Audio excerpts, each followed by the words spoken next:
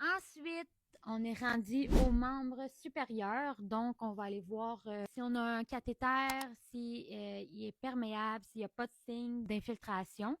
C'est quoi le soluté qui perfuse, à quel débit.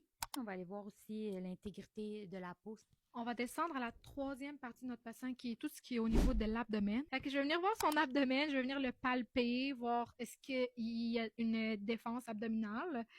Aussi, on va venir l'écouter pour les bruits intestinaux qui peuvent nous donner des indices si ton patient est en diarrhée ou en constipé, par exemple. C'est à l'inspection, dans le fond, on va voir ça, l'intégrité aussi de l'abdomen. Je vais aussi évaluer les nausées et vomissements de mon patient. Y a-t-il mal au cœur? Est-ce qu'il fait des efforts de vomissement?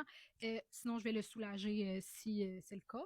On va aussi voir si le patient a une stomie. Si jamais il y a une stomie, on va la vérifier, voir que tout est beau, qu'elle ne coule pas, qu'il n'y a pas de bobo. Et aussi, on va vérifier l'élimination de notre patient, est-ce qu'il s'alimente bien, mais est-ce que ça sort aussi? Parce qu'on ne veut pas que ça soit jam-pack dans le coude, là.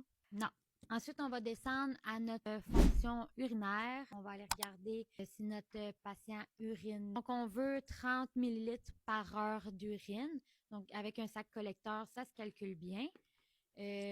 Sinon, ben, on demande à notre patient d'uriner fréquemment. S'il y a un dosage ingesta-excreta, c'est important de le marquer. Au niveau de la qualité de l'urine, on va regarder la couleur, l'odeur, la quantité. Qu'on a des cailloux, Des peaux. Donc, on est rendu aux membres inférieurs. Donc, aux membres inférieurs, souvent, ce qu'on va regarder, c'est l'édème, mais on peut faire des petits signes neurovasques, regarder vite, vite que tout va bien. On va aller regarder aussi la coloration, ben, ça rentre dans les signes neurovasculaires. D'ailleurs, on va faire une vidéo plus tard qui explique vraiment c'est quoi. On va regarder aussi l'hémosidérine, par exemple, les patients qui ont les jambes brunâtres. Bon, Marie-André vient nous déranger.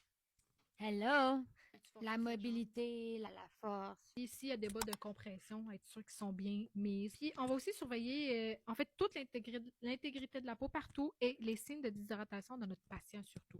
Donc, ce qui restait à vérifier, ce qu'on ferait plus sur le poste, c'est de vérifier les labos du patient. Pourquoi? Pour vérifier si les résultats de labo, si on a des valeurs anormales et voir si ben, ils se manifestent sur notre patient.